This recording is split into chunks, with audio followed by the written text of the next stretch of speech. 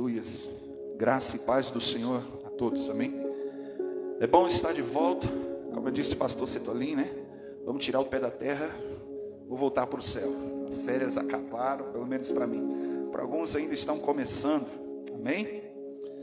Queridos, mesmo estando num período aí de descanso, foi maravilhoso, tivemos a oportunidade e não deixando de refletir, não deixando de falar com Deus, de orar. E o bom é que quando você tem mais tempo de não cuidar da vida e dos problemas dos outros, você consegue ter mais tempo para ouvir Deus falar, amém? Principalmente quando a gente contempla, principalmente a criação, né? As coisas que Deus fez com a natureza. Mas eu tenho uma palavra para compartilhar ao teu coração. Gostaria que você abrisse sua Bíblia no livro de 2 Reis, no capítulo de número 19. 2 Reis, capítulo 19. Eu estava meditando nesse período que eu estava de férias. Aleluias. Neste texto, a partir do versículo ali, eu quero ler o versículo 14, primeiramente, onde que o rei Ezequias, ele recebe uma notícia não muito boa. Na verdade, ele recebe uma ameaça de morte. No versículo 14, 2 Reis 19, versículo 14 diz assim: E Ezequias, pois, tendo recebido a carta das mãos dos mensageiros e tendo-a lido, subiu à casa do Senhor e apresentou tudo perante o Senhor. Amém? Eu estava meditando neste texto, li todo o contexto, e ali conta a história do rei Senaqueribe, que tempos de conquistas de terras, de destruição e de morte de reis, por onde que ele passou, ele se vangloriava do seu exército, se vangloriava dos reis aos quais ele havia destruído os reinos.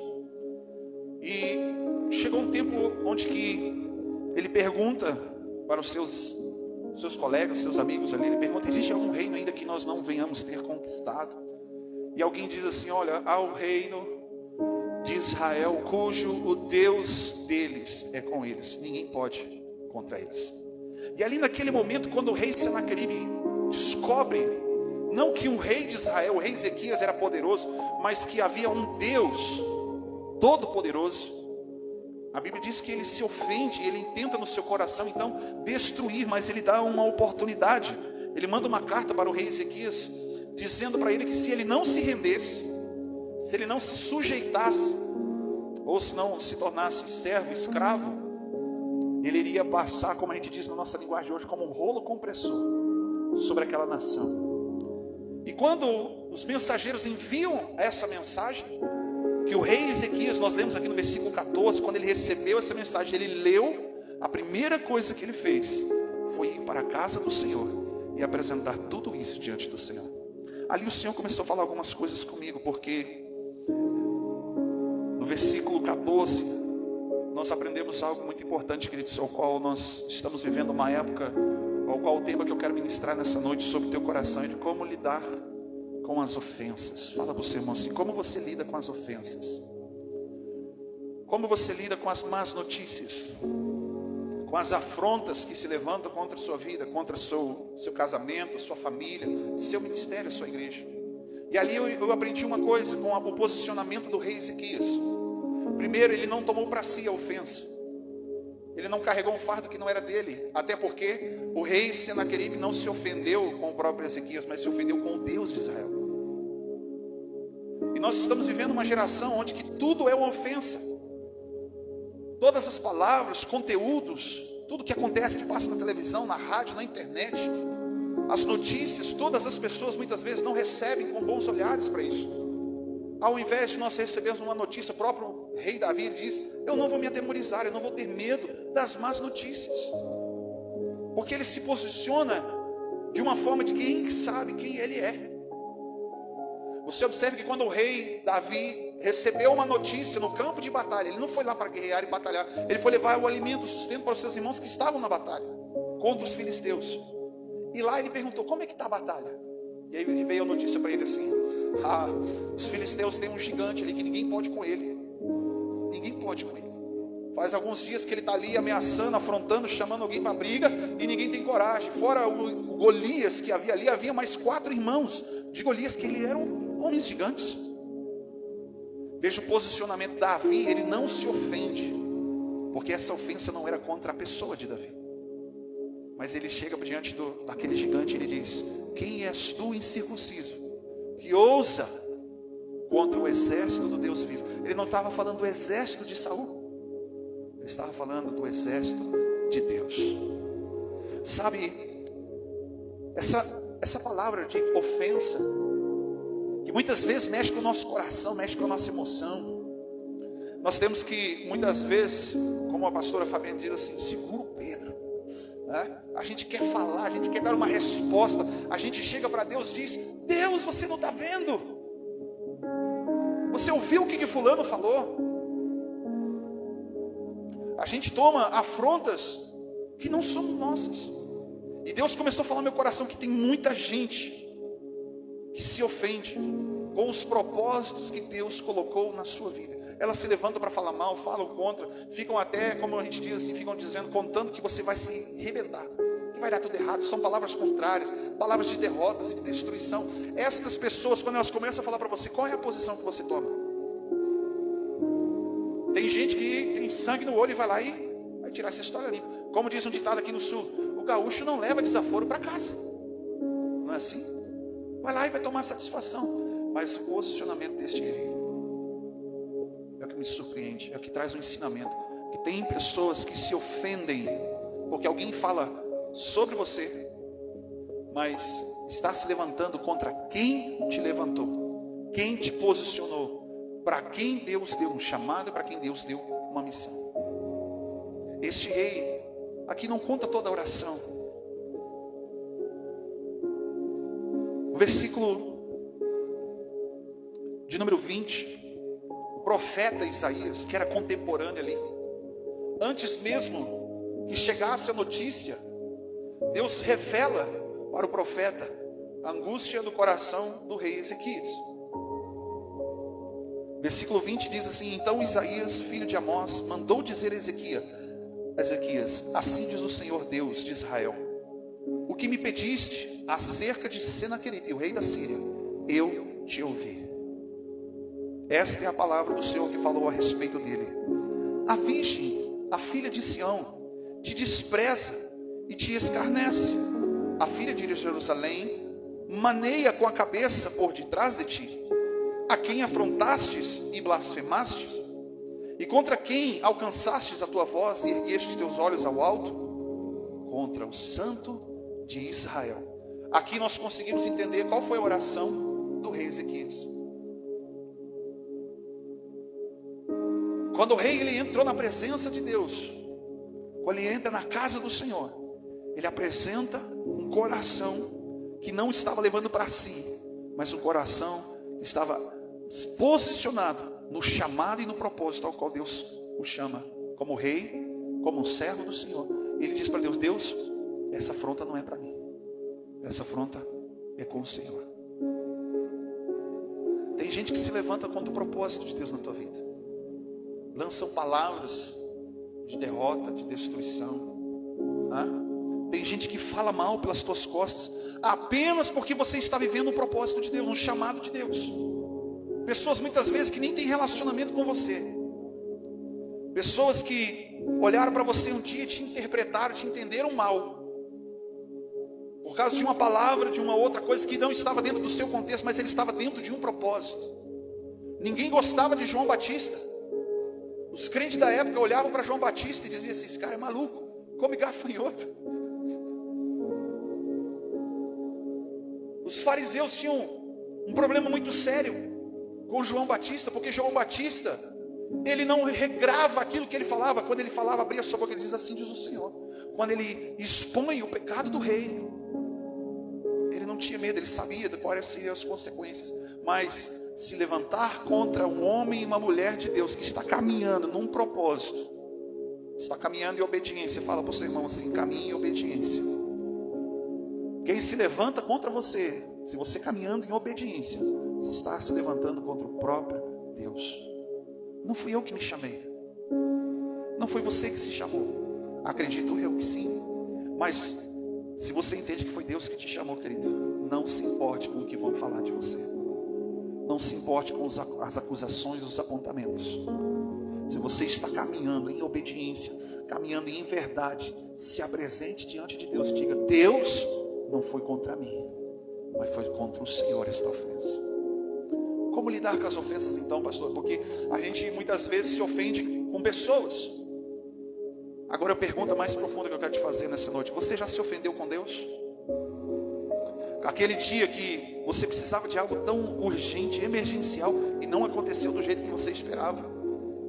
Capítulo 24 do livro de Lucas, haviam 2 discípulos voltando do caminho de Emaús, e eles conversavam entre si, frustrados, decepcionados com o ministério de Jesus, e Jesus aparece ali, e eles abrem a boca com todas as palavras possíveis. Eles falam: nós pensávamos que fosse Ele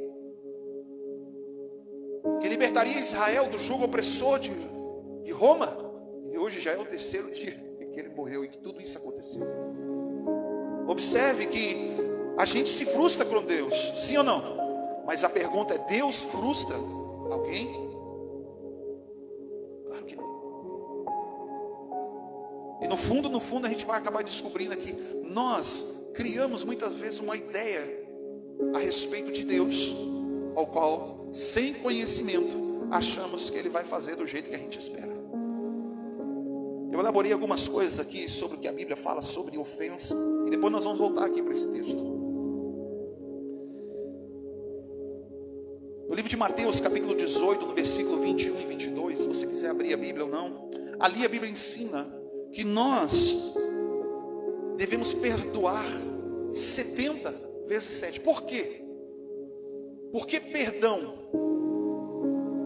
Os discípulos chegam para Jesus e falam assim: quantas vezes eu devo perdoar o meu próximo? 7 vezes ao dia? E Jesus responde: não 7, mas 70 vezes 7. Sabe, eu faço uma pergunta para você hoje. Alguém vem para você, fala um monte de besteira, te acusa, te afronta, te desrespeita uma vez. Vai ter a próxima? Você vai se ofender na segunda vez. E aqui o discípulo pergunta: 7 vezes ao dia, se isso acontecer eu devo perdoar? Imagina 7 vezes aquela pessoa vir com as mesmas afrontas e acusações. Por incrível que pareça, tem gente que vive assim, dentro de um cenário, de um casamento, de um relacionamento que a gente chama hoje de relacionamento tóxico, e se ofende por qualquer coisa. E perdoar 7 vezes ao dia, o perdão de uma ofensa, para nós custa muito. Custa orgulho, custa soberba, custa vaidade. Sim ou não? Mas ali Jesus diz: não 7 vezes ao dia, mas 70. Ou em outras palavras, ele está falando de o tempo todo. Algum tempo atrás, eu estava meditando sobre o que Paulo fala e define do que é o amor ágape, o amor que vem de Deus. Não é o amor de um homem para com uma mulher, ou de um pai para um filho, ou um filho com um pai, um amigo, filéus. Ele está falando de amor ágape, ele está falando de um amor incondicional. Nós não estamos falando aqui de um amor que espera algo em troca. Um amor recíproco é assim, que espera sempre algo em troca. E quando a gente não recebe algo em troca, quando você entrega o seu coração para alguém e você não recebe algo em troca, a primeira coisa é se ofender. Eu assistindo alguns videozinhos hoje, eu vi um homem dizer assim, que o marido chega em casa do trabalho, ele chega com uma cara fechada, e ele fala para a esposa assim: eu estou cansado, vou tomar um banho, vou tomar um café, vou assistir um pouquinho de televisão e vou deitar e vou dormir. A mulher olha para ele e diz: tem alguma coisa errada. Você está bem? Ele diz: tô. Aconteceu alguma coisa? Não aconteceu nada. É o pastor Cláudio Duarte falando essa história. E ele diz assim, que o homem, quando ele diz que está tudo bem, que não aconteceu nada, de fato não aconteceu nada. Ele pode não estar bem consigo mesmo, pode ter tido um monte de problema lá fora, mas quando ele chega em casa, que é para ser o lugar de descanso e de paz dele, para ele está tranquilo, não, está de boa. Mas ele chega em casa, olha o outro contexto, quando muda o personagem, ele chega em casa, A mulher fala assim, ele olha para a mulher e vê que a mulher está com a cara amarrada e fala assim: tá tudo bem? Aconteceu alguma coisa? Não aconteceu nada. E esse não aconteceu nada para a mulher é totalmente diferente. Aí ele disse: então tá, vou tomar um banho, vou tomar um café, vou assistir um pouquinho de televisão, vou deitar, vou dormir. E quando ele sai fazer isso, ela começa a dizer: esse homem é insensível, ele não viu que eu não estou bem. E é uma realidade. Quando eu olhei aquilo ali assim, eu só olhei para o lado e falei: aleluia, olha a costela aí. Mas preste bem atenção, no relacionamento a gente se ofende mais do que 7 vezes ao dia. E se nós dependermos de um amor que é recíproco, você não vai conseguir perdoar, você não vai conseguir relevar, porque a ofensa, ela causa raiz de amargura, e a raiz de amargura é um veneno para a sua alma. Hebreus capítulo 12, versículo 14 fala que eu e você, fala assim para o seu irmão, eu e você, nós precisamos ter paz uns com os outros, com todos. Você entende isso? E a santidade do Senhor, ou seja, a santificação que nos torna, por meio do Espírito Santo, mais parecidos com Jesus, mais ágape do que filéus, mais incondicional do que recíproco. Meditando sobre isso há um tempo atrás, eu falei assim: meu Deus, estou enrolado, Jesus. Porque dia 16 agora de dezembro, eu e a pastora Fabiana completamos 23 anos de casados. Fala para o seu irmão, 23 anos. Nem diz o homem hoje lá, né? 55 dias, 12 horas, 45 minutos, 33 segundos. Quantas vezes nós precisamos, não é só questão de relevar, porque relevar não é resolver, é jogar para debaixo do tapete. Mas ágape, aí Paulo fala assim, que esse amor não espera nada em troca. Esse amor não vem da terra, ele não inveja, ele não se vangloria, ele não se ensoberbece, ele não busca os seus próprios interesses. Sabe, queridos, que quando a gente aprende a amar a Deus sobre todas as coisas, não de um amor filéus, mas ágape, incondicional, como Ele nos amou, João 3,16, nós conseguimos perdoar. E quando Jesus ensina a melhor maneira de se reconciliar com Deus, Ele dá um exemplo de uma oração. Ele fala assim: perdoa as nossas ofensas. Quando nós vamos até Deus e falamos para Ele: Deus, nos perdoa porque a gente te ofende. Como que a gente ofende a Deus? Você imagina que se Deus fosse recíproco, filéus, como muitas vezes nós somos, fala assim: ai de nós. Como o próprio profeta Isaías disse: ai de mim, Senhor, porque eu vou perecendo agora. Porque observe que quando a gente vai ao Senhor e reconhece quem Ele é, a soberania, a grandeza, e nós vamos até Ele porque nós entendemos que precisamos ser perdoados, precisamos ser reconciliados, precisamos ser remidos. A primeira coisa que a gente faz é falar para Ele: perdoa as ofensas da forma com que eu te ofendi. Como que você consegue imaginar ofender a Deus? Eu escrevi algumas coisas aqui. Algumas formas mais comuns de ofender a Deus incluem a desobediência, principalmente aos mandamentos e ensinamentos divinos, a prática de comportamentos pecaminosos, como mentira, roubo, traição, ciúmes, ódio, a falta de gratidão e o desrespeito à santidade, ao propósito de Deus. Também menciona, a Bíblia fala sobre a injustiça social, a exploração dos pobres, dos oprimidos, a adoração a outros ídolos e a busca por interesses egoístas, em detrimento do bem-estar e de outros atos que podem ser considerados ofensivos a Deus. É tanta coisa que é realidade de prática diária. Observe que quando Jesus responde, quantas vezes nós devemos perdoar? Ele fala de uma forma ágape, o tempo todo. Ele responde porque a referência de Jesus é o céu, não é a terra. lá no céu é o tempo todo. A Bíblia fala que as misericórdias do Senhor são as causas de nós não termos sido consumidos. Elas nos perseguem todos os dias. No Antigo Testamento, olha só como que é importante isso para você entender hoje. No Antigo Testamento a Bíblia diz que Deus tinha misericórdia de quem Ele quisesse ter misericórdia. Não era para qualquer um. No Novo Testamento, pela graça, a misericórdia é para todos. Há uma grande diferença.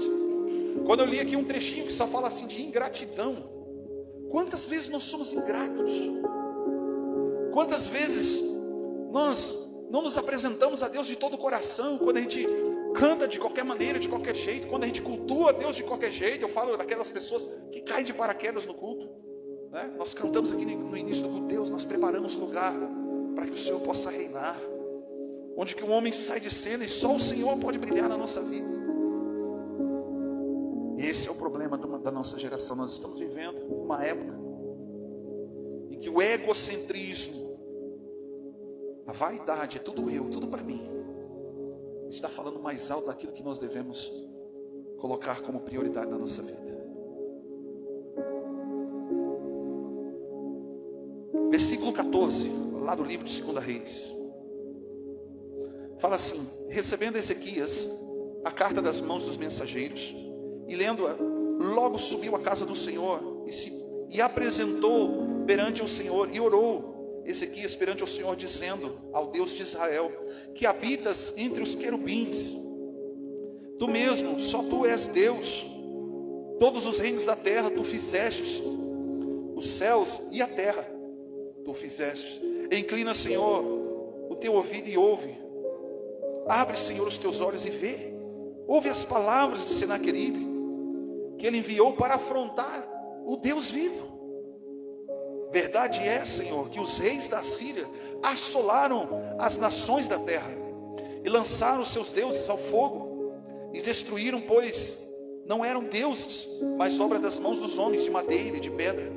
E agora, ó Senhor Deus, livra-nos das mãos, para que todos os reinos da terra saibam que só tu és o Senhor. Quando eu li esse texto, querido, eu começo vendo o rei de uma forma em paz, porque ele sabe quem é o seu Deus. E a primeira coisa que ele faz quando ele começa a adorar, ele vai orar, ele vai adorar, ele vai exaltar e engrandecer o nome do Senhor. Assim Jesus ensinou a gente a orar: Pai nosso que estás no céu, santificado seja o vosso nome. Ele começa a adorar e exaltar quem Deus é na vida dele. E depois ele apresenta: olha, Senhor, não é contra mim, mas ele se afrontou o Senhor. A história aqui vai e se conclui dizendo que quando Deus envia a resposta através do profeta Isaías, a Bíblia diz que Deus não matou o rei Senaqueribe, mas deu ordem a um anjo, fala comigo, um anjo, que desceu no arraial dos assírios e matou 185 mil homens, soldados de guerra, mas deixou Senaqueribe vivo. Por quê? Para que ele entendesse que o Deus de Israel, com Deus não se brinca. Você já ouviu aquela expressão? A própria Bíblia diz que de Deus não se zomba. Deixou ele vivo para ele testemunhar que Deus, ele é poderoso. Eu não sei quanto a você, mas muitas vezes você tomou a frente de falar, de responder, de tirar a história limpa. E é uma época hoje bem propícia, né? Final de ano, família, quando se reúne, aleluia. Fala para o seu irmão assim, aleluia. Aquele parente, aquele cunhado, aquela cunhada, aquela irmã, aquele tio, sobrinho, periquito, papagaio, cachorro, que fala um monte de abobrinha, fala um monte de coisa para você, senta contigo na tua mesa, você faz aquela cara de folha: ah, parente querido, que bom que você está aqui. Em outras palavras, cara de pau que você é, muitas vezes, sabe? Se lá no Hebreus capítulo 12, versículo 14 diz que você tem que ter paz com todos, e você não consegue ser verdadeiro com as pessoas que te ofendem. O que é ser verdadeiro? Fala para o seu irmão, 70 vezes 7. Incondicional. É complicado, cara. É complicado, mas não é impossível. Não é impossível. Deus permitiu que Senaqueribe ficasse vivo para ver a derrota. O exército de Israel nem mexeu, não moveu um dedo. Não moveu um dedo. E a Bíblia diz que Senaqueribe fugiu para a região de Nínive. E lá os seus 2 filhos o mataram, quando ele adorava outros deuses, para tomar o lugar dele. Sabe qual é o fim das pessoas que se levantam, não contra a sua vida, mas quando você está no propósito? Quando você está no propósito de Deus, o fim dela é como diz lá no Nordeste, é 7 palmos de terra, caixão e vela preta. Caixão e vela preta. É verdade. Pastor Bira estava orando por um propósito. Quando ele estava vindo para cá, no meio do caminho, ele recebeu uma notícia que uma pessoa morreu. Sabe, queridos, eu não estou dizendo que você vai orar para Deus matar. Você não vai fazer isso. Fala para o seu irmão assim: a vingança do crente é o perdão. Você vai perdoar ele. Você quer botar os teus inimigos nas mãos de Deus? Perdoa ele. Você quer botar as pessoas que se levantam contra a tua vida, falam mal de você? Perdoa. Perdoa. Perdoa. Versículo 15 de Hebreus 12. Porque muitos se contaminam com essa raiz de amargura, que se prende ou impede a graça, a misericórdia de Deus sobre a tua vida. Você está impedindo sobre você e sobre a outra pessoa a misericórdia de Deus. Então perdoa. Hoje é uma noite de perdão, amém? Não é ceia, mas talvez você tenha que pedir perdão para Deus ainda, sabe? De coisas diárias da sua vida que você não entregou ainda, que você está tentando controlar, está tentando consertar, está tentando dar um jeitinho. Talvez aquele parente que está vindo ou que já chegou, fala para o seu irmão, aleluia, já está aí na tua casa. Receba. Deus fala com quem está presente, amém? Aleluia, não fala com quem está ausente. Deus está falando com você aí do outro lado também. Perdoa, é a oportunidade que Deus está te dando, queridos. É a oportunidade que Deus está te dando. Sabe por quê? Eu e meu pai já fomos testemunha de pessoas que queriam pedir perdão para a mãe, quando ela já estava morta num caixão, lá no velório. Ela gritava, esperneava, dizendo: mãe, me perdoa. Não adiantou nada. Você compreende? Valorizar os momentos, queridos. Sabe, usufruir dos momentos, mesmo que seja ruim. Os momentos ruins vai te proporcionar algum ensinamento. Sim ou não? Vai te proporcionar algum ensinamento. Mas não se ofenda se não foi do seu jeito, se não foi do seu tempo, se não foi como você esperava. Aleluia. Hoje eu recebi uma encomenda, um presente. Eu entreguei o presente, eu falei bem feliz da vida, né? Ela disse: tá, que legal, obrigado. Me deu um beijinho, aleluia. Eu não faço isso aí sempre, mas eu dei um presente para ela, aleluia. Ela disse: isso aqui é de Natal? Eu falei: não, isso aqui já é de aniversário, de Páscoa. Pronto todo. Quando a gente lembra, entendeu? Aleluia. Mas deixa eu ensinar uma coisa aqui, eu já vou finalizar. Um dia eu estava frustrado com a minha esposa. Pensa num dia que foi assim, 70 vezes 7 dá quanto? 280?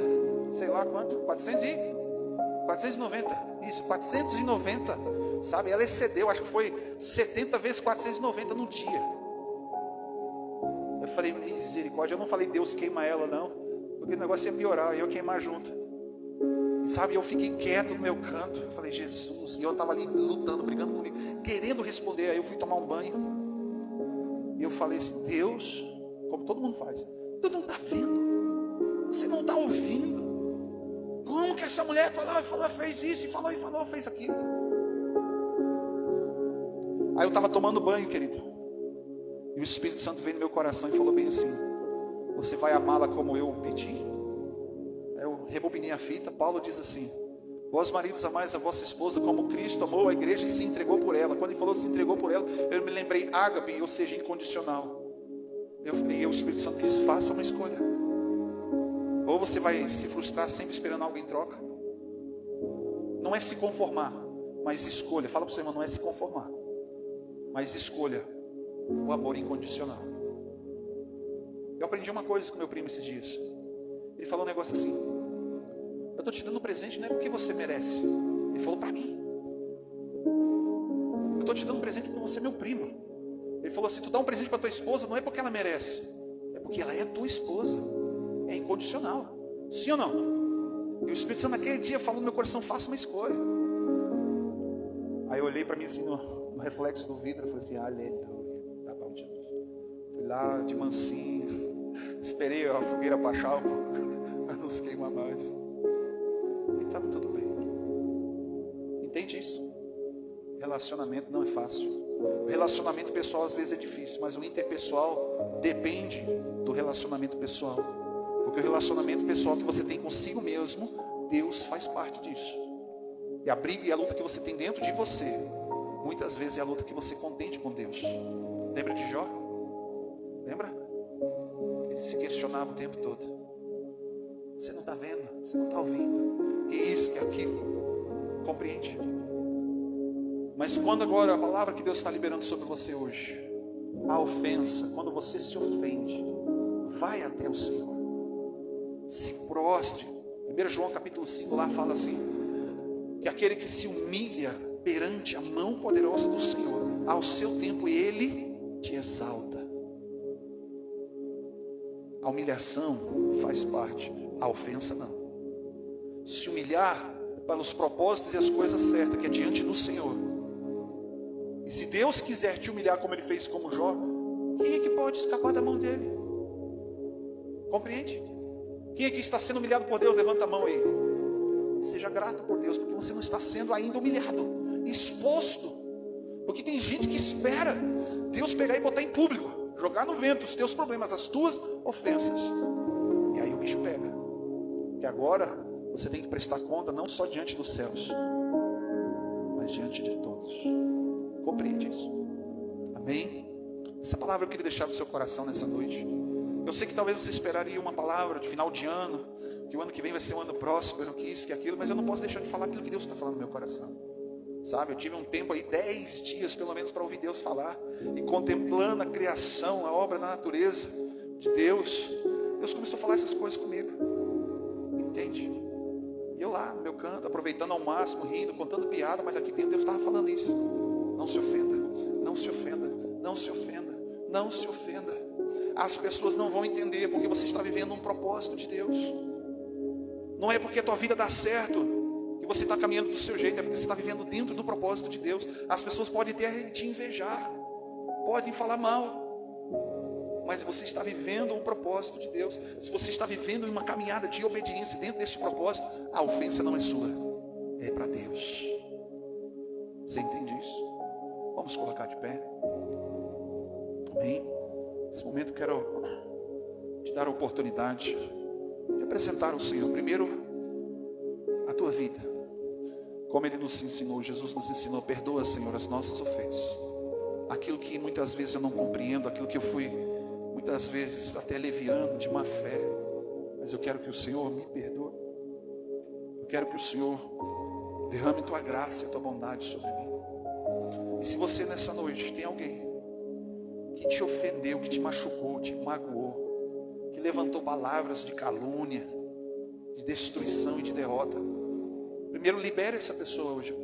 Diante dos céus fala: Deus, eu libero perdão para essa pessoa, eu quero me ver livre dessa dor, desta ofensa.